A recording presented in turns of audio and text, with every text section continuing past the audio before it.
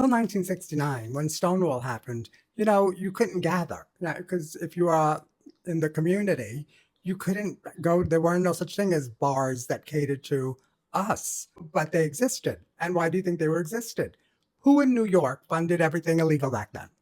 I mean, you know who they are, Vito and them.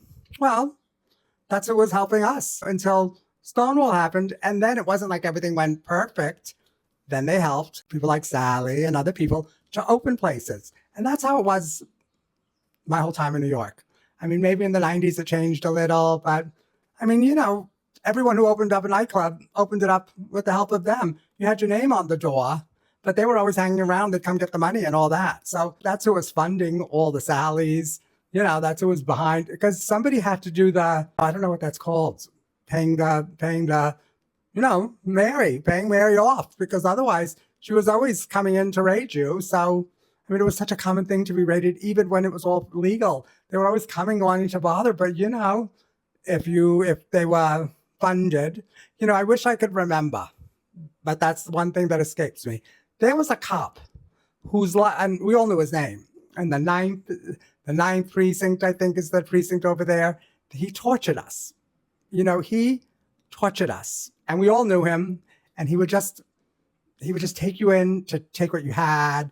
I don't want to get into it about him but I mean, it was that kind of thing. New York was gritty. It wasn't like, and so, people say, oh, well, how did New York have these things when my city or town didn't? Well, that's why, because you didn't have the people there who were willing to fund it for whatever reason. I don't know if it was to, wash moolah or whatever they do. I don't know.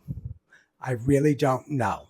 But every place I ever was, there was always like a little room where they were in. Sometimes if they liked you, you could go in and hang out. And, they weren't terrible to us. But that's who was funding everything. So this idea that Sally didn't have it. She wasn't rich.